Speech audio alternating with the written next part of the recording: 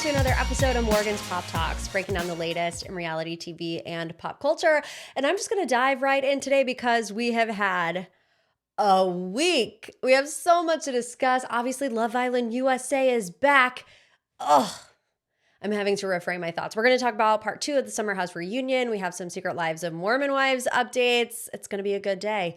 So let's dive right in because I have 9 pages worth of notes to get through. Let's start with the Love Island premiere. I mean, obviously, if you are a fan of the show, you have been waiting for this moment. And there's just something about that moment where all the lights come on in the Love Island villa and they have the drone shots and you're in Fiji and you're just like, oh. It's back. And especially when you went from the doom and gloom that was a Summer House season 10 reunion to like the love and light of Love Island and Ian saying, welcome back to Love Island. I know I butcher the accent every single time, but just, it's summer, baby. We are ready. I will say, what's the deal with the humiliation ritual that they make them do at the beginning of every season? Like, when did they start doing that? Choreographed dance. And the girls kill it. Like the girls, they're ready for it. So Kenzie was ready. She was ready to drop into that split. She was just like, give me the look and I'll do it. Side split, middle split, anything you want. I'm ready. Get the cameras rolling. But the guys, the guys are so funny. Seeing Bryce like try to do a body roll, I'm like, do you think they hate this? Do you think they hate it? I also, the song always has to grow on me because I remember last year I didn't really like the song and I think it grew on me. This year I was like, I don't know. I was just anticipating like a Zara Larsson Midnight Sun. That would have been killer. You know, they buy all those big songs. They spend the money on whatever song they want to use. So, you know, it is what it is. I have to like brace myself every time I come into a season of Love Island because you know it is such a commitment. Like it's going to be the biggest commitment in your life for the next 6 weeks. To sit down every single night, Sunday to Sunday for an hour, it just requires a lot of energy, a lot of focus. And that's really exciting for someone who's like perpetually bored. But that's also really intimidating as someone who gets overwhelmed quite easily. You know what I mean? That. And tell me I'm not the only one that feels this way about Love Island. I hate the games and the challenges. I'm a self-proclaimed prude anyways, and I have misophonia. So anytime, which if you don't know what misophonia is, it's like it's like not a fear, but it just sounds enrage me, like certain sounds. Chewing loudly, slurping, swapping, spit. I can't. It like literally makes me see red. So I have to fast forward through every single one of those raunchy games. And I don't know if I'm just getting older because I watched the premiere and I was like, this is gross. Like I feel gross. I got to fast forward it when they were at those doors kissing whoever was on the other side. I was like, how many questions are they going to ask? Dog, cat, plant, person. Yeah, I don't know. And I was sitting there thinking too, like, ooh, if I was an Islander, I wouldn't want to be doing all that. But also, every time they say this person's 22 years old, I'm like, oh, yes. I'm significantly older than all of these people. So I just have to brace myself for that and fast forward through those moments. Yeah, but there were some last minute shakeups to happen on the season premiere of Love Island. You might have remembered Vasana. Well, why would you remember? Like, we don't know her yet, but she was announced as a cast member. She obviously was not in the villa. That's because a video resurfaced from years ago of her singing a song and said the N-word while she was singing the song. So they pulled her from the show. That also impacted Gabriel, who came in as a bombshell, but was supposed to be a part of the original night 1 Islanders. So, they were down one girl. They had to be down one boy. So that's why he was announced as an official cast member, but didn't come in until later in the episode as a bombshell. Sincere was the first guy that we met and had the package and all those things. And I was like, oh, they knew what they were doing by putting Sincere first. Let me just tell you that they knew what they were doing. I was like, this guy, he is going to be the hot commodity of the villa. And even Bryce, Bryce came in with sincere jawline snatch. She could cut paper with that jawline. But you know what I also thought? When Bryce was talking in his packaging, he was like, I'm a model, but what people don't know is that I'm super sensitive. I'm a sensitive soul. And it's like, does every guy model ever say that? I feel like they do. They're all like, yes, I'm so hot and chiseled, but I also have a heart and a soul. Time will tell. Time will tell. But I do believe him. He's giving me like PacSun model. I was waiting for like not a shark tooth necklace, but you guys remember those little necklaces that had like the little shells that were like white and black, and it was kind of like a choker almost. I love it. That's my vibe. That's my vibe. So Bryce, I'm watching you. The ladies, Kenzie coming in hot. Wow, Kenzie came in hot. And people, it's like impossible to come into a season of Love Island and not make comparisons to people in past seasons. And everybody was like, oh, this is Kayla, right? Blonde, big emotions, wears her heart on her sleeve. So we'll see how that plays out. Beatrice coming in hot. She was ready too. There's not much to go off of because we don't really know their personalities yet, but rapid opinions about the first couples. Kenzie and Zach have to be like one of the most painfully awkward couples that I have seen on this show. Like, I mean, I know that it didn't last based on the game, but I didn't need the game to tell me that those two had absolutely no chemistry. Trinity and Bryce, I saw somebody say this on Love Island's Instagram in the comment sections, and now I can't get it out of my head. They said Trinity and Bryce is Shelly and Austin all over again. That's hilarious. Anaya and KC was a default coupling, but I actually think it could work. He said, I was hoping it was Anaya that was going to be behind my door. So, it's just a different way of us being brought together, but it seems like they're hitting it off pretty well, for it being the first day. Sparks could be flying. Beatrice and Sean, for how hot and heavy they were, she dropped it like it was hot and heavy. She was like, no, sorry, this dude has a kid. I'm not ready for all that, which, I don't really know how I feel about that because she knew that whenever she wanted to couple up with him, but it took like 5 seconds for her to change her mind about that. So I don't know. Jury's out on that. Sincere and Melanie, I mean, what's not to like? What's not to like about Sincere and Melanie? They're cute. They are cute. I feel like they could be on one of those like siblings or dating social media accounts, but they do look cute together. And they seem like, Melanie seems like a lover girl and Sincere seems like a lover boy. So, is this going to be the couple that stands the test of time? I do think that Sincere is going to be a hot commodity. So his head is going to be turned one way or another, but will he come back to Melanie? I mean, time will tell. Okay, hot takes. Way too long. An hour and 45 minutes after watching Summer House as an elder millennial is not okay. Not okay. I was falling asleep. I was like, oh gosh. Thank God they saved like a good moment for the end and bringing in 2 new bombshells because I was like, how am I supposed to do this? And here's another one. Here's another hot take. And I don't really, I don't want to like get in a habit of doing this. I don't think I need to be commenting on it every single time that I don't like it. But I was a little underwhelmed by Ariana's first outfit choice. I mean, don't get me wrong. Ariana is beautiful all the time, but it just didn't feel like Love Island premiere night. It kind of felt like a funeral for Elvis. I'm sorry, that's horrible.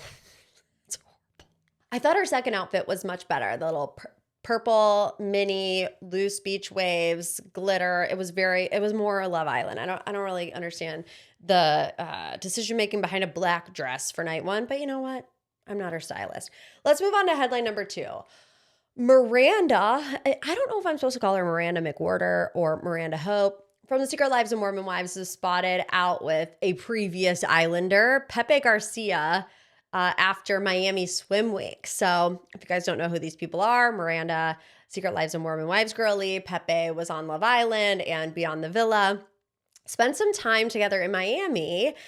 Miranda was there to walk in the Miami Swim Week thing, and Pepe was there to watch, I guess. Or does he live in Miami? Maybe he lives in Miami. But lurkers at the restaurant told TMZ that Miranda and Pepe gave off the vibe of a flirty first date as they sat down for almost 2 hours, though they stopped short of any PDA. Look, I think if it's fun and flirty, live, laugh, love, not a big deal. Live it up, Miranda. Do whatever you want to do. Live your best life, walking in swim week, going on a date with Pepe Garcia while you're in Miami. Strut your stuff in a string bikini and then go get some sushi afterwards. It must be nice not to be bloated 24/7 like the rest of us. But, obviously I don't want to read too much into it. It's one day. I don't think Pepe Garcia is going to be her happily ever after. But maybe she just wants a hot girl summer. But also, I don't know. I feel like I actually know nothing about Pepe, which is kind of crazy when you consider we watched him for quite a long time on Love Island. And I only made it through, I want to say like 2.5, 3 episodes of Beyond the Villa. So I can't really tell you what he was like. Tell me in the comments if you made it through the entire season of Beyond the Villa, maybe what I'm missing when it comes to Pepe. I know there was a lot of back and forth between him and Iris, both accusing each other of cheating scandals and such. Iris did say, I remember Pepe is a totally different person outside of the villa.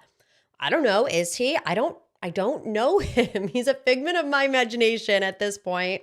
But it's like, is Pepe Garcia going to be the Harry Jowsey of Secret Lives of Mormon Wives season 6?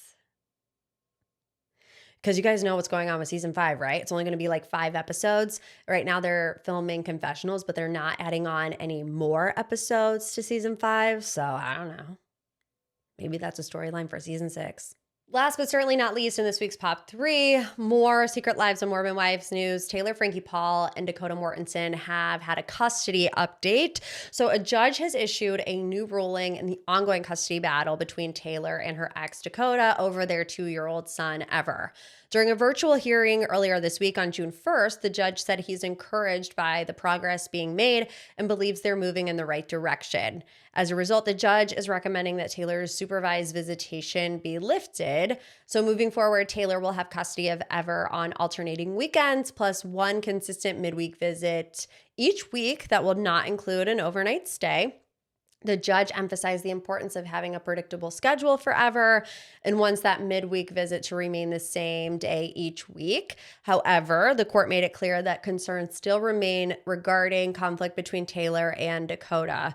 The judge noted that both parents seem to view themselves as the victims in the situation rather than acknowledging their own role in the conflict. Yikes. He stated that the court's primary focus is preventing any future incidents of domestic violence. And while the judge said there's hope that one day Taylor and Dakota can successfully co-parent and be in the same place peacefully, he added, now is not that time. Then you have Jeff Jenkins, who is the executive producer and creator of Secret Lives of Mormon Wives, doing an interview with Variety magazine where he said he would love to have both Taylor and Dakota come back and film for Secret Lives of Mormon Wives season 6. I'm sorry. Are you well? In what universe would it be a good idea to have Taylor and Dakota back for season 6? They can't even be around each other. Hello? Have we seen the last, 4 months, the things that have been going on between the two of them? Jeff Jenkins said, I'm very hopeful that we'll be shooting with both of them or either of them very soon. I truly thought that ship had sailed. I thought there's no way that Dakota would ever be allowed back on Secret Lives of Mormon Wives. And I know some of you are saying, well, Morgan, if Dakota is not going to be on it, Taylor shouldn't be on it either. I think that's a fair opinion for you to have. I think we also have to take into consideration that if it wasn't for Taylor, Secret Lives of Mormon Wives would not exist. Also in this interview, Jeff Jenkins pretty much says Taylor is the star, says Taylor was made for this type of work. She's just like her 2 predecessors, Kim Kardashian and Paris Hilton. He's comparing her to. So if you think she's going anywhere, she's definitely not. But I couldn't believe that they would willingly want to put everybody back in that situation. Season 4, all we did was sit there and complain about how toxic it was between Taylor and Dakota. And not only that, toxic for everybody else involved. If I were Macy or whoever else, I would be like, I am so done with this. And we've seen that from some of them, right? Michaela obviously has been very outspoken about that recently. It's not a safe environment for the two of them to be together and then add the pressure of filming a reality TV show. I could not believe that Jeff Jenkins said that. And maybe it's one of those things where they would film separately and never be in the same room together. But even that, I'm like, bro, we gotta be serious. All right, now let's get into the deep dive, part 2 of the Summer House reunion. I mean, like, where do we even begin? I think Lindsay saying, West, you're a pathy. We believe nothing sums it up. I think Sierra saying you roll in the mud, you get dirty, sums it up. I mean, I feel like there are so many moments from part 1 and part 2 of the Summer House reunion that belong in like the Summer House Hall of Fame, maybe even the Bravo Hall of Fame. Sierra and Lindsay's tag team ending in part 1, which we talked about a lot about last week. Dara and her read on the situation this week was incredible. We're going to talk about it. But also the FaceTime call to Meija. Wow. I actually thought as part 2 was playing out, I was like, okay, the pace is slowing down a little bit. I do enjoy that we're talking about other things besides, Amanda and Wes. I felt like, okay, this is kind of a chill moment, but it just picked right back up, towards the end of the episode. And I will say, we start the episode with the important conversation that KJ brings up, the discussion had around the dinner table about race and the show, and how Sierra has a totally different experience interracially dating on a national television show as the rest of them. And they can't relate to it, and they seemingly have no empathy for it. And KJ says, I saw my dad do that to my mom my entire life, so I really don't like it. I don't like the way that you treated Sierra. And West was like, let's talk, buddy. It was very just a very odd response to it. I remember thinking like, that's his response. But in watching the dressing room moments between West and Amanda, I was like, no, that was a strategy. West was saying, he was saying things to Amanda in the dressing room, like, keep it simple, be accountable, say you're sorry. And I kind of feel like that's what he did in this moment. And in every moment, really, everything is just glazed over, and it's what he thinks people want to hear. And I think that's starting to rub some of the cast members the wrong way. Even Sierra says, I don't think that Wes meant it when he said he sees me. I don't think Amanda meant it when she said she sees me, because look at where we are now. And I think she has a valid point. Here's a part of the Summer House reunion that was not included in the one that was aired on Bravo. This was in the extended version. And it was, what were these conversations that Amanda and West had that would lead them to really standing 10 toes down in this? We heard Amanda say in the Bravo version, Wes and I have had conversations behind closed doors that make me feel comfortable in moving forward with this. On the extended version, Mia and Lindsay were like, well, what kind of conversations are being had? Because, we're just confused. And Amanda says, we talked about our feelings and the fact that we have been friends first, to which Sierra's like, yeah, and so was I. Like, I was friends with Wes first too. Hello. And then Amanda says, well, actually, some of these conversations are private, and I don't feel comfortable sharing it in front of everyone, which it's like, makes me believe that they really didn't have a whole lot of conversations besides what she already said, that it was based off friendship. And maybe she felt silly when Sierra reminded her, yeah, hello. We did see Amanda say, selfishly, I wanted to understand what was going on first before being honest with Sierra. I was embarrassed to say I kissed West. I have feelings and he's seeing someone else. And Mia says, yeah, that is embarrassing. And that's when Amanda leaves. The cast had to beg West to go save Amanda, which again, you can tell Wes is just so in his head about the public perception. He's like, if I get up and go save Amanda in the dressing room, then they're going to talk bad about me here, saying, oh, well, he left too, and how dare they both leave. And Wes is like, I'm still here to answer questions if Andy wants to ask me something. So again, Wes, I feel like throughout the entire reunion, based on the way he's presenting himself on the reunion stage and what's being said behind closed doors, his goal is to make it out alive, say what he thinks people want to hear, and keep it simple, as he says, In the dressing room, Wes says to Amanda, if you have to cry on stage, cry on stage. And I just feel like there's a lot of weird stuff that's said between Wes and Amanda in their dressing rooms about what to do on stage. Later in the episode, they're strategizing on the best approach. Wes is like, do you want me to jump in more for you? And Amanda's like, no, I feel like I should probably just answer for myself. And then Wes says, well, maybe don't be so snippy. We're like, oh, here we go, right? I got flashbacks to Kyle, soon it's going to be Wes, don't be so snippy, he says. And I've been with my husband for 8 years. If he said that to me, you know what he would get? Snippy morgue. I would be even more snippy. And it's like Wes has been with Amanda for 2 minutes and he's already like, Amanda, don't get an attitude. Red flag. Another short moment that's included in the extended version is Amanda is still off in the dressing room and Kyle is talking to Sierra. They're all like, should we go get her? We don't really know what's going on. And Kyle says, I think this is about the comments that were made like 30 minutes ago, which was Sierra calling Amanda the weak figure, saying Wes is going to be the star in the relationship. You all remember. And Sierra says, look, she's historically had low self-esteem. Did I lie? I didn't lie. She's talked about it. And Jesse asks Kyle, did Amanda ask you to chill things out? And he said no.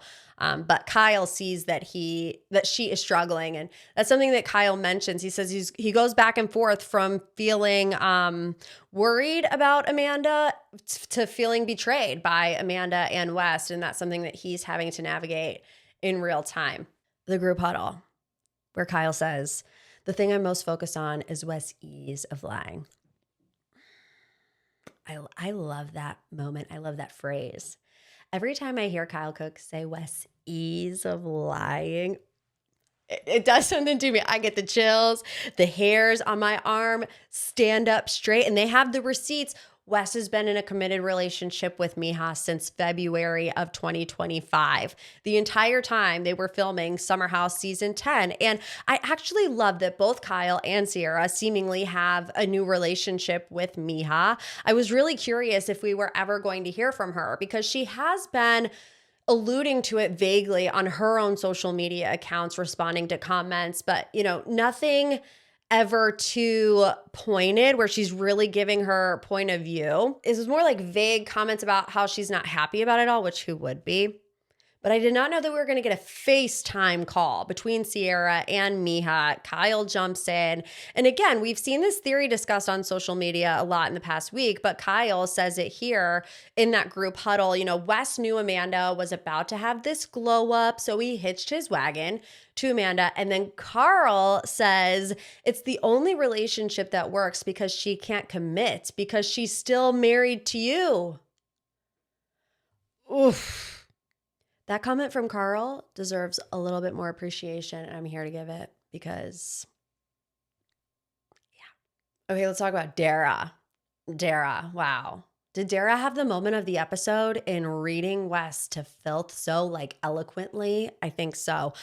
It's a little awkward now though because we don't really know what's going on with KJ and Dara.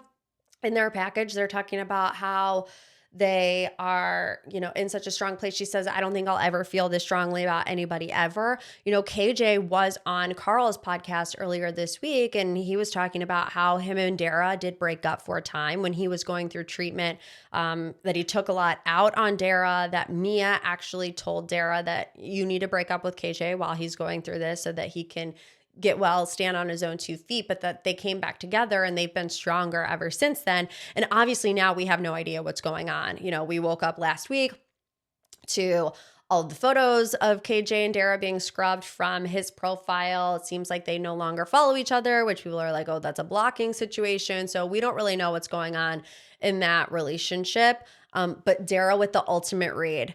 She says the biggest pattern in West's life is that's the West show, and it will always be the West show. The biggest concern of his consistently is being well-liked and well-received, which I just need to know. If that is true, which I believe that it is, I think Wes cares about being well-liked. Like, how is he handling what's going on and not just completely jumping ship? Because I don't really ever see a moment where this relationship between Wes and Amanda is going to swing into, positivity amongst the Summer House fan base. I just really don't ever see that happening. So the fact that his biggest concern, according to Dara, consistently is being well-liked and well-received, I have to imagine this whole situation has just really, messed him up. I don't know. She says he doesn't prioritize treating the women he's linked to romantically with the same respect he does anybody else in his life. He wants someone who will mold and fold without excuse or complaint. She says it's up to you to decide if that's what you want. Wow. She ate him up. I could watch that a million times. The conversation about it being the West show or the Kyle show in their respective relationships is so crazy to me, especially when you consider the fact that when West first came onto the show with Jesse, what did we all say? We said West and Jesse are Kyle and Carl 2.0.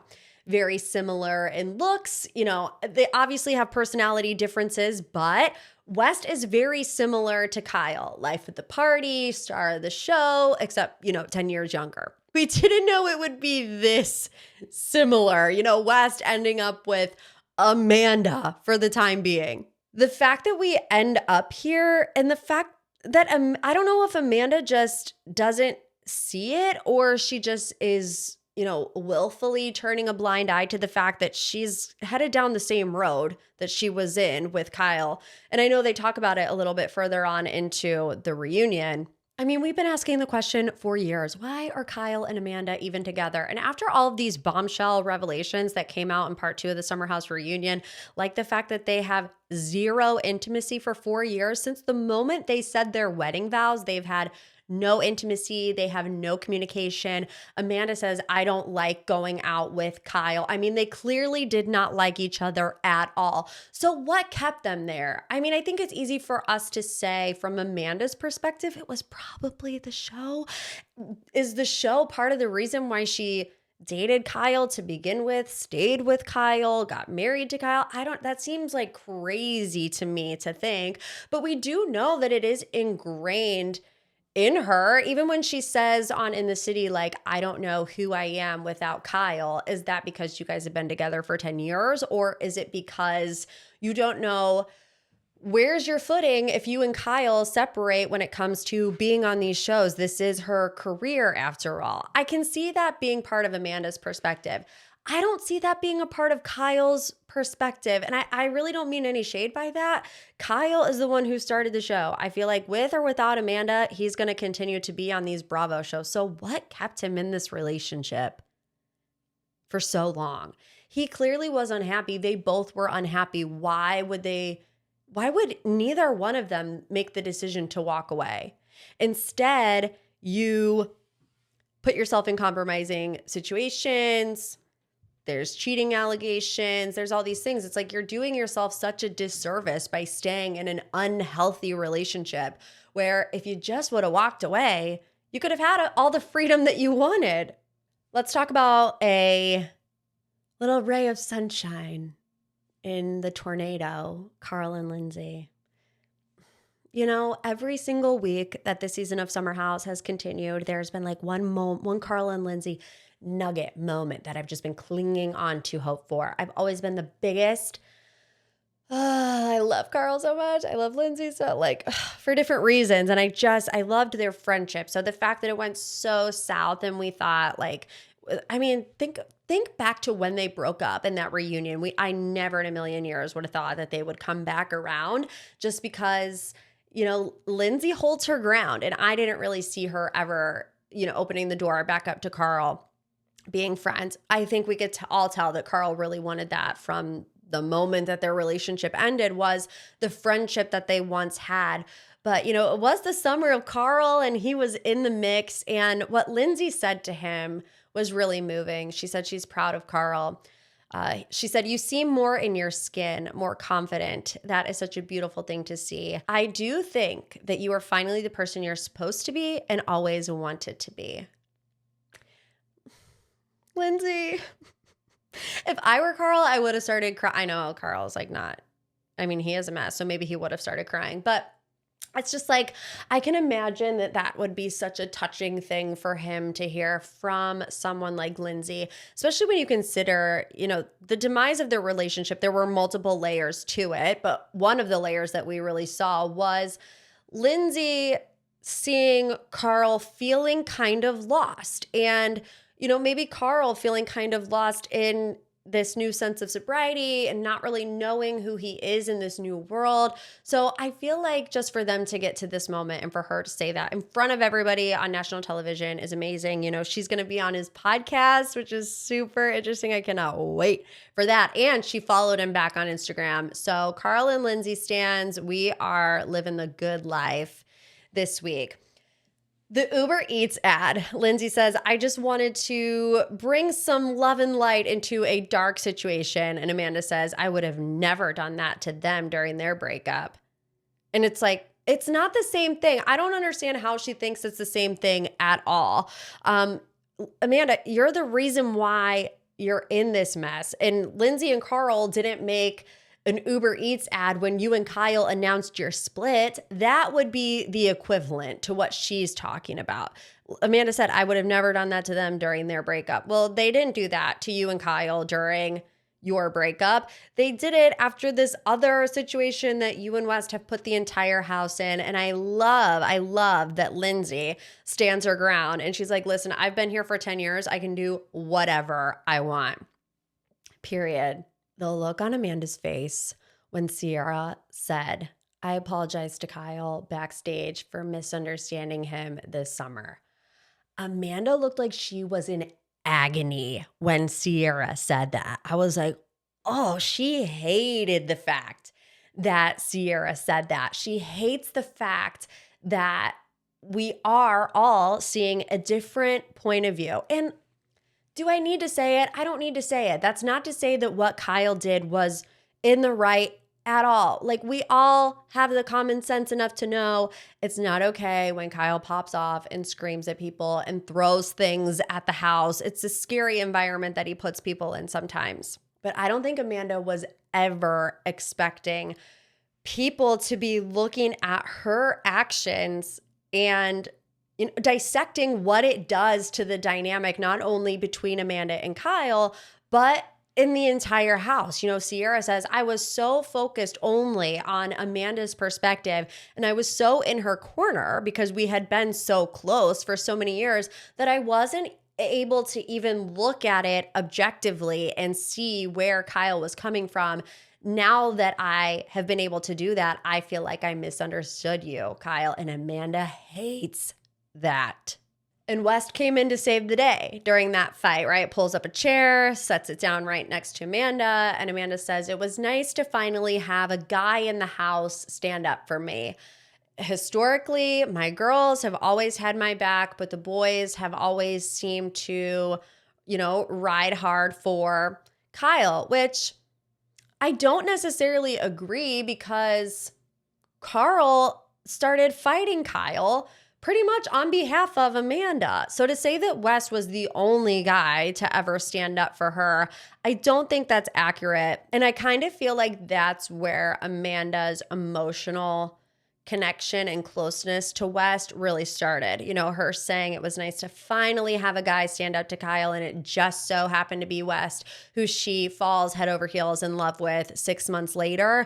I think some of those decisions and actions by West are what started to, push the ball down the hill.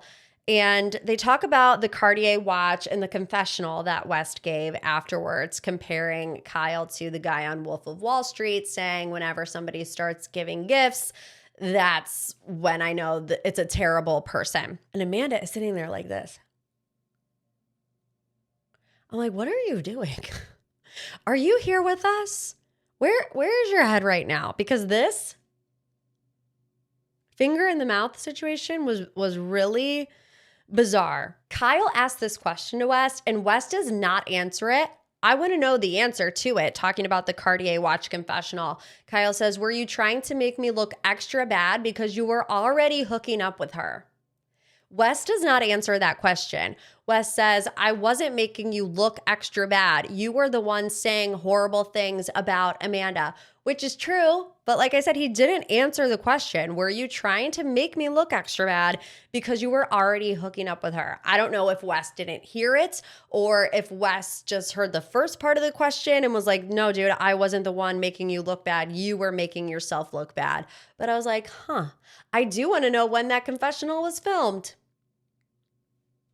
I would like to know, because as the season of Summer House continues on, they film confessionals in real time. So one of life's unanswered questions. The deeper we got into this part 2 of the reunion, the more I realized the show is what was holding Kyle and Amanda together. They said they were never talking about their issues unless they were filming. And we've heard that from Kyle before, where he says, when you're filming a reality TV show, you cannot hold anything back. Everything has to come to the table. And we get multiple examples of how that panned out in Kyle and Amanda's relationship. She brings up the February incident where Kyle fell asleep at a fan's apartment, and she carried that all the way into the summer. I'm not saying that's wrong. She has every right to be upset about that. And then even Kyle saying the comment that Amanda made about DJing, setting the tone for the summer.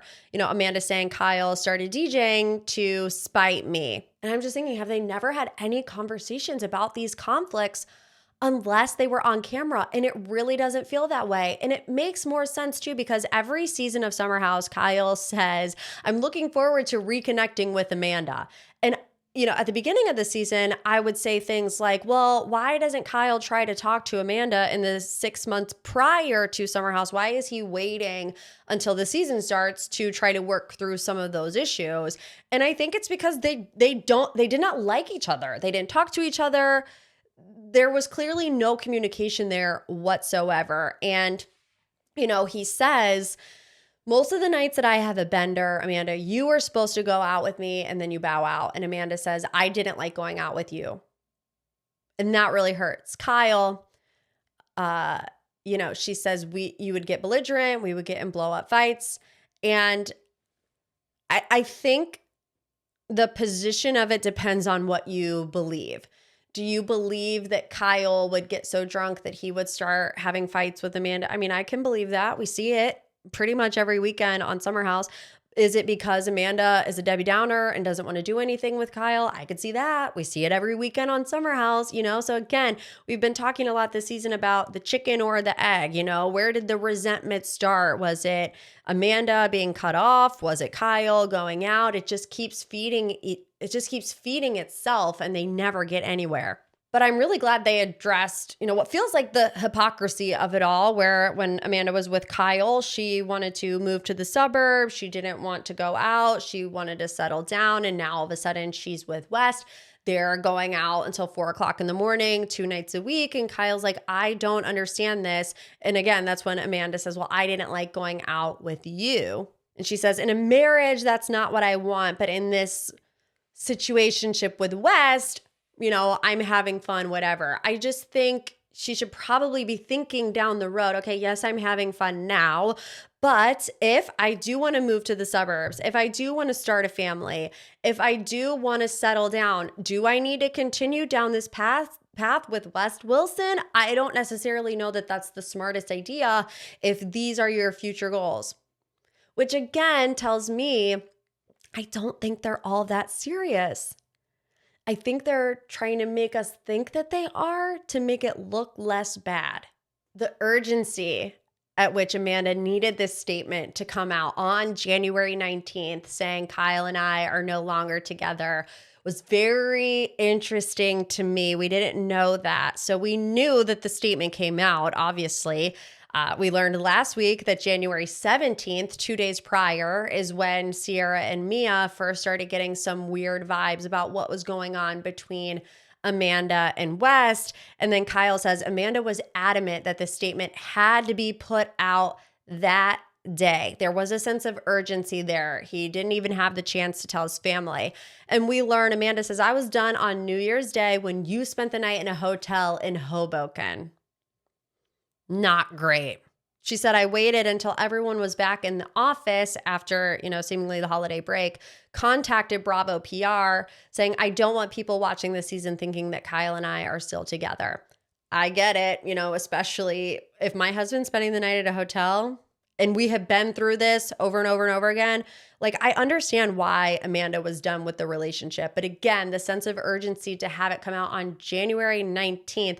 Summer House didn't premiere until first week of February. So, if she really didn't want people watching the season thinking that her and Kyle were still together, why did it have to come out on that day? Take at least a few days to let Kyle tell his family. I don't know. So that, again, feels like we're not getting the entire truth there. Andy asks Kyle, since you've been married to Amanda, have you been faithful to her? Amanda answers the question and says no.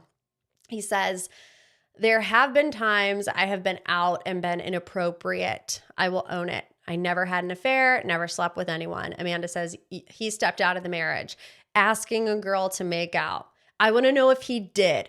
Asking still is not okay. Like, that is inappropriate. But they have two different stories. Kyle says, I didn't make out. Amanda says there's a video. I'm assuming that's the same video that she is talking to Kyle about on In the City, where, they have that conversation again. He goes, okay. So I don't know if there is, but there seems to be two different stories there.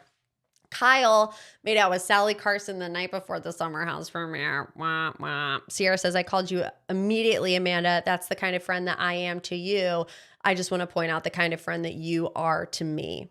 We end this episode with a FaceTime call from Meija, from Wes Wilson's alleged secret girlfriend, which is crazy. What? I was not expecting that at all. And I don't know about you, but I loved the vibe and the energy between Sierra and Meija. They seemed to be very much so on the same page, a united front. They had been through seemingly similar experiences with this guy pulling the wool over their eyes, and they're trying to figure out what happened in each of their respective relationships. They're comparing notes, and it's just like, yes, I love the bond between them. And even Kyle comes in and is like, hey, Meija, they're all chatting. So it seems like, they have formed a friendship. Is it a trauma bond? I don't know. Dare I say, cast Meija? What poetic justice and karma would that be, right? For West to continuously tell Meija, you can't come on the show because if I have a girlfriend, I'll get fired from Summer House. You can't come on the show because I don't want the audience to pit you and Sierra against each other and like you get all this online hate. I mean, it would be incredible to see Meija come into the Summer House with Sierra and Kyle. Why not? Why not? It's just so wild. I mean, it really makes you wonder. Kyle keeps saying, like, I don't really know Wes. The more I learn about you, the more I realize that I don't actually know who you are. And I feel like we got a taste of that because when you look back at season 10 of Summer House, was any of it real for West? And then if it wasn't, does that mean that any of season 9 was real? Was any of season 8 was real? If West's goal at the end of the day was to become famous on a reality TV show, if what their perception of him is true, it seems like he would do whatever it took to get there. And we kind of fell for it. I certainly did fall for it. He came on the scene. I felt like he really embodied what Summer House was about. Didn't like the way that he treated Sierra, but obviously this summer, I thought he's taking the appropriate steps to get back in her good graces. And it's just like, for what? Why, really? What was the true intention behind all of those things? And I can't imagine that if you had a girlfriend the entire time. I mean, that one random girl that he was kissing at the party in front of Sierra, like, I don't get it. It's the final countdown. One more episode of the reunion, and then we are done with season 10 of Summer House. What a wild ride. I mean, we're getting close to them starting to film season 11. They typically kick off July 4th weekend. So, our eyes are going to be peeled for who's coming back and who's not. A lot is up in the air right now, and only time will tell. Thank you again so much for tuning into this week's episode of MPT. If you want more, make sure you join the Patreon, patreon.com/Morgan's Pop Talks. I love you like assist here. You get MPT a day early, ad-free, plus a bonus episode every single Monday, and you pick the content that we discuss. The link is in the show notes below. If you haven't left a review, a little 5-star boop boop, a little love you like assist, now would be an amazing time to do so. If not, I still love you like assist, and I'll see you next week.